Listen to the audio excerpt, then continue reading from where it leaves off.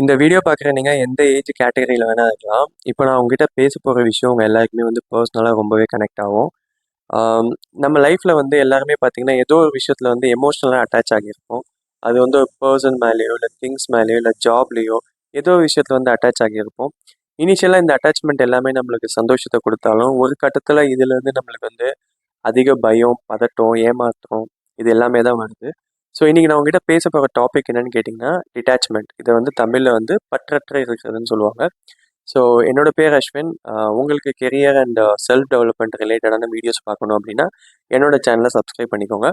So இப்போ நான் வந்து இந்த வீடியோ எப்படி கொண்டு போவேன் அப்படின்னா உங்களுக்கு வந்து மல்டிபிள் எக்ஸாம்பிள்ஸோட சொல்கிறேன். லைக் எந்தெந்த விஷயத்தெல்லாம் வந்து நம்ம ஜென்ரலாக அட்டாச் ஆகியிருக்கோம், அதுலேருந்து எப்படி வெளியே வரலாம் அப்படின்றத நான் லாஸ்ட்டில் சொல்கிறேன். ஸோ இப்போ ஃபஸ்ட்டு வந்து எக்ஸாம்பிளுக்கு வந்து நீங்கள் ஒரு குழந்தைய எடுத்துக்கிட்டீங்க அப்படின்னா ஒரு குழந்தை வந்து ஒரு பொம்மையோட விளையாடிட்டு இருக்கும். அந்த பொம்மை உடஞ்சிருச்சுன்னா அந்த குழந்தை வந்து அழுகும். நம்ம அடல்ட்டாக என்ன நினைப்போம் அப்படின்னா பொம்மை தானே இன்னொன்று வாங்கி கொடுத்தா சரியாயிடும்னு சொல்லிட்டு நம்ம இன்னொன்று வாங்கி கொடுப்போம். அந்த குழந்தையும் பார்த்தீங்கன்னா ஒரு 1 or 2 டேஸில் வந்து அது வந்து நார்மலாகிடும்.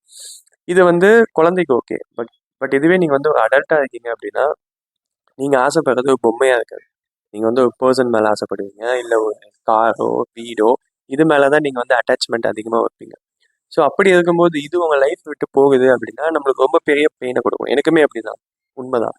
இது எல்லாத்துக்குமே ரீப்ளேஸ்மெண்ட் இருக்கான்னு கேட்டிங்கன்னா ஒரு காருக்கு வீடு கூட ரீப்ளேஸ்மெண்ட் இருக்குது. பட் ஆனால் ஒரு பர்சனுக்கு வந்து ரீப்ளேஸ்மெண்ட் இல்லை. அதான் உண்மை. நம்ம லைஃப்பில் வந்து என் லைஃப்லேயும் சரி என்னை சுற்றி இருந்தவங்க லைஃப்லையும் சரி நான் பார்த்தது எல்லாரும் ரொம்ப சோர்ந்து போயிடுறது இல்லை ரொம்ப லைஃப்பில் ஸ்டக்காகி நிற்கிறதுன்னு பார்த்தீங்கன்னா ஒரு பர்சன் மேலே வச்சதுக்கு அட்டாச்மெண்ட்னால தான். பிகாஸ் ஒரு பர்சன் வந்து உங்களுக்கு பிடிச்சதுக்கு அப்படின்னா அதுக்கு காரணம்லாம் சொல்ல முடியாது. பட் இருந்தாலும் எனக்கு தெரிஞ்சது நான் சொல்கிறேன். ஒரு பர்சன் கிட்ட வந்து ஒரு யூனிக்கான கேரக்டராக இருக்கட்டும், இல்லை அந்த பர்சன் கூட இருக்கும்போது நீங்கள் சேஃபாக ஃபீல் பண்ணியிருக்கலாம், செக்யூராக ஃபீல் பண்ணியிருக்கலாம். ஸோ இந்த கம்ஃபர்ட்னஸ் வந்து உங்களுக்கு அடுத்தவங்க கிட்ட கிடைக்காம இருந்திருக்கலாம். ஸோ இது மாதிரி நிறைய சொல்லிகிட்டே போகலாம். அப்படி இருக்கும்போது ஒரு பர்சன் வந்து உங்கள் லைஃப் விட்டு போகிறாங்க அப்படின்னா நம்மளுக்கு ரொம்ப பெரிய வலி கொடுக்கும். எஸ்பெஷலி ரிலேஷன்ஷிப்பில் நான் சொன்னது தான். ஒரு பர்சன் மேலே வந்து நீங்கள் அன்போடு இருக்கீங்க அப்படின்னா அந்த பர்சன் லைஃப்பில் சின்னதாக சேஞ்ச் ஆனால் கூட உங்களுக்கு அது ரொம்ப பெரிய ஒரு இம்பேக்ட் தரும். நீங்கள் வந்து அந்த பர்சன் முன்ன மாதிரி உங்களோட பேசலை அப்படின்னா நீங்கள் இன்செக்யூராக ஃபீல் பண்ணுவீங்க. அந்த அளவுக்கு டைம் ஸ்பெண்ட் பண்ணலன்னா டிசப்பாயிண்ட்டாக ஃபீல் பண்ணுவீங்க. ஸோ இது மாதிரி நிறையா இருக்குது. சரி, ரிலேஷன்ஷிப்புக்கு மட்டும்தானான்னு கேட்டிங்கன்னா இது ஃப்ரெண்ட்ஷிப்புக்கும் அப்படி தான். இப்போ ஃப்ரெண்ட்ஷிப் எடுத்துக்கிட்டிங்க அப்படின்னா ஸ்கூல் டேஸில் காலேஜ் டேஸில் ஒரு 28-30 வயசு வரைக்கும் நீங்கள் வந்து உங்கள் ஃப்ரெண்ட்ஸை மீட் பண்ணுறதா இருக்கட்டும், இல்லை டெய்லி மீட் பண்ணுவீங்க சில பேர்லாம், இல்லை வாரத்துக்கு ஒரு 2-3 நாளாவது மீட் பண்ணுவீங்க. பட் ஓவர் த பீரியட் பார்த்தீங்கன்னா அடுத்தடுத்து லைஃப்பில் போகும்போது அவங்களுக்குன்னு வேலை கிடைக்கும், அவங்கவுங்களுக்கு கல்யாணம் ஆகும், அவங்கவுங்க வெளியூர் போவாங்க. ஸோ அடுத்த கட்டத்தை நோக்கி போய்கிட்டே இருப்பாங்க. ஸோ அந்த சர்க்கிள் வந்து உண்மையிலேயே ரொம்ப கம்மியாக இருக்கும். அதையும் நீங்கள் தெரிஞ்சுக்கணும். அப்போது நீங்கள் அதே ஊர் அதே பிளேஸில் உங்கள் லைஃப்பில் அந்தளவுக்கு ப்ராக்ரஸ் இல்லை அப்படின்னா நம்ம ரொம்ப தனிமையாக ஃபீல் பண்ணுவோம். இது எஸ்பெஷலி பார்த்தீங்கன்னா இந்த லாங் டேர்மில் தான் ரொம்ப அஃபெக்ட் ஆகும். இப்போ லாங் டேர்ம்னா இப்போ நீங்கள் வந்து ரொட்டீன் செட் பண்ணி வச்சுருப்பீங்க. டெய்லி இவங்களோட பேசணும், டெய்லி இவங்கள பார்க்க போகணும் அப்படின்னு. சடனாக அது நடக்கலன்னு தெரியும் போது அந்த நேரத்தில் அந்த டைமில் நமக்கு என்ன பண்ணுறதுன்னு தெரியாது. சில சமயம் நம்ம பைத்தியம் பிடிச்ச மாதிரி கூட இருப்போம். ஸோ இதுக்கு என்னதான் பண்ணுறது? லைக் இப்போது நான் என்னதான் பண்ணணும்னு நிறைய பேருக்கு தோணும். லைக் இப்போது இது இன்னிலேருந்தே நான் வந்து யார்கிட்டயும் பேசாமல் என்னை வந்து தனிமையாக வச்சுக்கணுமா? லைக் ஃபேமிலி, ஃப்ரெண்ட்ஸு, பார்ட்னர் இவங்க எல்லாருமே நம்மளை விட்டு ஒரு நாள் போக தான் போகிறாங்கன்னு நான் இப்போத்துலேருந்தே அவங்க கூட தான் டைம் ஸ்பெண்ட் பண்ணாமல் நான் வந்து கொஞ்சம் லோன்லியாக என் லைஃப்பை ஸ்டார்ட் பண்ணுவேன்னு கேட்டிங்கன்னா நான் அப்படி மீன் பண்ணல. இன்னும் சில பேர் எப்படி நினச்சிப்பீங்க அப்படின்னா நம்ம எதுலையுமே ஆசைப்படக்கூடாதா? லைக் ஏன்னா எதுவுமே நிரந்தரம் இல்லைன்னு நம்மளுக்கு தெரியும். அப்படி இருக்கும்போது நம்ம வந்து அடுத்த கட்டத்துக்கு போக வேணாம். எதுக்கு இதெல்லாம் பண்ணிட்டு நான் எதுவும் பணக்காரனா ஆக வேணாம் அப்படிலாம் நினைக்கிறீங்க அப்படின்னா நான் அப்படி மீன் பண்ணல. நீங்கள் இன்னும் கேட்டால் இன்னும் அதிகமாக ஆசைப்படணும், இன்னும் அதிகமாக எல்லாரையும் நேசிக்கணும். அதில் எந்த தப்புமே இல்லை. பட் இருந்தாலும் நீங்கள் ஒன்று மட்டும் லைஃப்பில் என்ன தெரிஞ்சுக்க வேண்டியது இருக்குது அப்படின்னா இது எதுவுமே நிரந்தரம் இல்லைன்னு உங்களுக்கு தெரிஞ்சுக்கணும். லைஃப்பில் யார் எப்போ வேணால் நம்மளை விட்டு போவாங்க. அதனால வந்து நீங்கள் வந்து இவங்க இல்லாமல் நான் இல்லை வாழ மாட்டேன் அப்படின்ற மைண்ட் செட்டுக்கு மட்டும் நீங்கள் வராதீங்க. அவங்க போனாலும் நான் வாழ்வேன், அவங்க இருந்தாலும் நான் வாழ்வேன், அவங்க இருந்தாலும் நான் சந்தோஷமாக வச்சுப்பேன், அவங்க போனாலும் என் வாழ்க்கையை நான் சந்தோஷமாக பார்த்துப்பேன் அப்படின்ற மைண்ட் செட்டுக்கு நீங்கள் நல்லா தெரிஞ்சு இருக்கணும். ஸோ நம்ம சிம்பு சொல்ல மாதிரி தான் லைக் வேணான்னு போகிறதும் தப்பு, எல்லாமே வேணும்னு அலையிறதும் தப்பு. இது தப்பு அப்படின்றது கிட்டத்தட்ட உண்மை தான். நீங்களும் அதை புரிஞ்சுக்கணும். ஸோ இப்போ இதுலேருந்து எப்படி வெளியே வர்றது? இப்போ நான் டிட்டாச்மெண்ட்டை நான் ஃபாலோ பண்ணுறதுன்னு கேட்டிங்க அப்படின்னா ஃபஸ்ட்டு நீங்கள் எந்த விஷயத்துக்கு வந்து ரொம்ப அட்டாச் ஆகிருக்குன்னு பாருங்கள். அது வந்து ஒரு பர்சன் மேலேயா, இல்லை ஒரு திங்ஸ் மேலேயா, இல்லை ஒரு ஜாப்லையா, எதில் ஃபஸ்ட்டு அட்டாச்மெண்ட் நீங்கள் அதிகமாக ஆகியிருக்கீங்கன்னு கொஞ்சம் உட்காந்து நீங்களே யோசிச்சு பாருங்க. அப்படி நீங்கள் அட்டாச்மெண்ட் ஆகியிருக்கிற விஷயம் உங்களுக்கு என்ன கொடுக்குது? சந்தோஷத்தை கொடுக்குதா? நிம்மதியை கொடுக்குதா? இல்லை அதுலேருந்து உங்களுக்கு நிறைய கஷ்டம் வருதா? இதெல்லாம் நீங்கள் ஃபஸ்ட்டு அனலைஸ் பண்ணுங்க.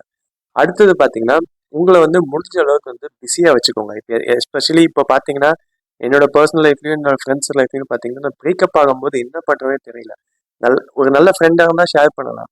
பட் அதுவே நீங்கள் ஒரு கேங்காக ஒரு பீப்புள் கிட்ட ஷேர் பண்ணும்போது அது உங்களுக்கு வந்து ரொம்ப கிண்டலாகவும் எடுத்துப்பாங்க. ஸோ அப்போ அந்த பீரியட்லலாம் வந்து ஒரு நல்ல ஃப்ரெண்ட்ஷிப் அமையலை அப்படின்னா அது ரொம்பவே கஷ்டம். அதுல எப்படி வெளியே வர்றதுன்னு தெரியாமல், யார்கிட்ட சொல்கிறதுன்னு தெரியாமல் பைத்தியம் பிடிச்ச மாதிரி நிறைய பேர் இருக்கும். ஸோ அப்படி இருக்கும்போது நீங்கள் உங்களை வந்து முடிஞ்ச அளவுக்கு பிஸியாக வச்சுக்கோங்க. அதாவது ஒரு ஜிம்முக்கு ஜாயின் பண்ணதா இருக்கட்டும், இல்லை விளையாடுறதா இருக்கட்டும், இல்லை ஒரு என்ஜிஓவில் ஜாயின் பண்ணி நீங்கள் வாலண்டியராக இருக்கிறதா இருக்கட்டும். ஸோ இது மாதிரி நிறைய சொல்லலாம். இதுமாதிரி உங்களை வந்து முடிஞ்ச அளவுக்கு எவ்வளோ பிஸியாக வச்சுக்கிறீங்களோ அவ்வளோ நல்லது. பிகாஸ் நீங்கள் எங்கேயுமே ஸ்டக்காகி நிற்க மாட்டீங்க. அடுத்து லைஃப்பில் வந்து கடந்து போய்கிட்டே இருப்பீங்க. ஸோ இதெல்லாம் பண்ணாலே வந்து நீங்கள் வந்து லைஃப்பில் வந்து எமோஷனலாக அட்டாச் ஆக மாட்டீங்க. ஸோ நான் சொல்கிறது அதான், ஒரு அட்டாச்மெண்ட் ஆகுறீங்க அப்படின்னா உங்களுக்கு இனிஷியலாக சந்தோஷத்தை கொடுக்கும். பட் ஓவர் த பீரியட் வந்து அதனால எப்பயுமே கஷ்டம் தான் வரும். ஸோ அதனால் வந்து எதுலேயுமே ஆசைப்படுங்க. ஆனால் அது நிரந்தரமாக இருக்கணும்னு மட்டும் நினைக்காதீங்க. ஸோ இது வந்து ப்ரூஸ்லி கூட சொல்லுவார், பி லைக் எ வாட்டர்னு. ஏன் அப்படின்னா இப்போ நீங்கள் வாட்டர் எடுத்துக்கிட்டீங்க அப்படின்னா அது ஒரு கிளாஸில் ஊற்றுனீங்கன்னா கிளாஸ் ஷேப்புக்கு வந்துடும். ஒரு பாட்டில் ஊற்றுனீங்கன்னா அந்த ஷேப்புக்கு வந்துடும். ஸோ இந்த டிட்டாச்மெண்ட்டுக்கு நான் என்ன சொல்லுவேன் அப்படின்னா, நீங்கள் வந்து ஒரு லோட்டஸ் மேலே இருக்க தண்ணி மாதிரி தான். ஒரு தாமரைப்பூ மேலே இருக்க தண்ணி மாதிரி கூட தான் இருக்கணும். ஆனால் அட்டாச் ஆகி இருக்கணும்னு அவசியம் இல்லை. அட்டாச்ன்றது நிறைய பேர் வந்து அட்டாச் ஆகி இருக்க வேணாம், லைக் அந்த ஒரு அட்டாச்மெண்ட் இல்லாமல் எப்படி வந்து ஒரு ஃப்ரெண்ட்ஷிப்லையோ ரிலேஷன்ஷிப்லையோ இருக்க முடியும்னு கூட நீங்கள் கேட்கலாம். நான் என்ன சொல்கிறேன்னா, நான் தான் சொல்கிறேன், நீங்கள் முன்ன விட அதிகமாக நேசிக்கணும், அதிகமாக பேசணும், அதிகமாக டைம் ஸ்பெண்ட் பண்ணணும். அதில் நான் எதுவுமே சொல்லலை. ஆனாலும் அவங்க இல்லாமல் போகலான்றத ஒரு மைண்ட் செட்டை தான் நீங்கள் கொண்டு வாங்கன்ற. அது வந்து எப்போ வேணால் நடக்கலாம். அது சொல்லிட்டு போகணும்னு இல்லை, சொல்லாமல் கூட சில பேர் போவாங்க. ஸோ அப்படி இருக்கும்போது அதான் லைக் இதுவும் கடந்து போகுன்ற எடுத்துக்கிட்டு தான் நீங்கள் போகணுமே தவிர அதுக்காக உங்கள் வாழ்க்கையே வந்து அந்த இடத்துல முடிச்சுக்கிறதோ இல்லை அங்கேயே வந்து ஸ்ட்ரக்காக நிற்கிறதோ அந்த தப்பு மட்டும் பண்ணாதீங்க. ஸோ இன்னைக்கு வீடியோவில் நான் எதாவது உங்கள்கிட்ட சொல்லணும்னு வந்தேன். பிகாஸ் லைஃப்பில் வந்து நான் பார்த்த வரைக்கும் ஒரு பர்சன் மேலே அட்டாச் வைக்கிறாங்க அப்படின்னா அவங்க வந்து எமோஷனலாக வந்து ரொம்ப வீக் ஆகிடுறாங்க. அவங்களோட சுயமரியாதையை இழந்து கூட சில சமயம் நிறைய விஷயம் பண்ணுறாங்க. நீங்கள் யாருமே அப்படி பண்ணாதீங்க. பிகாஸ் லைஃப்பில் வந்து எவ்வளோ நாள் தான் நம்ம எல்லாரையுமே வந்து ஹோல்ட் பண்ணிகிட்டே இருக்க முடியும்? பிகாஸ் நீங்கள் ஹோல்ட் பண்ணிகிட்டே இருப்பீங்க, கொஞ்ச நாள் நீங்கள் விட்டு தான் பாருங்களேன். ஹோல்ட் பண்ணுறதை வந்து கொஞ்ச நாள் விட்டுட்டு ஆப்போசிட்லேருந்து ஏதாவது ரியாக்ஷன் வருதா பாருங்களேன். அப்படி ரியாக்ஷனே வரல, நீங்கள் தான் வாண்டடாக போய் பேசிகிட்டு இருக்கீங்க அப்படின்னா அதில் எந்த யூஸுமே இல்லை. ஸோ அந்த மாதிரி பர்சன்ஸ்லாம் வந்து நீங்கள் அவாய்ட் பண்ணுறது நல்லதுன்னு கேட்டேன். ஸோ எஸ், இன்னைக்கு வீடியோவில் உங்ககிட்ட இதான் பேசணும்னு நினச்சேன். ஸோ இந்த வீடியோவில் உங்களுக்கு யூஸ்ஃபுல்லான கண்டென்ட் இருக்கும்னு நம்புகிறேன். ஸோ மறுபடியும் நல்ல வீடியோவில் வந்து உங்களை பார்க்குறேன். இல்லை உங்களுக்கு ஏதாவது மாற்று கருத்து இருந்தால் கூட நீங்கள் கமெண்ட் செக்ஷனில் கூட சொல்லலாம். மறுபடியும் நல்ல வீடியோவில் பார்ப்போம். தேங்க்யூ, பாய்.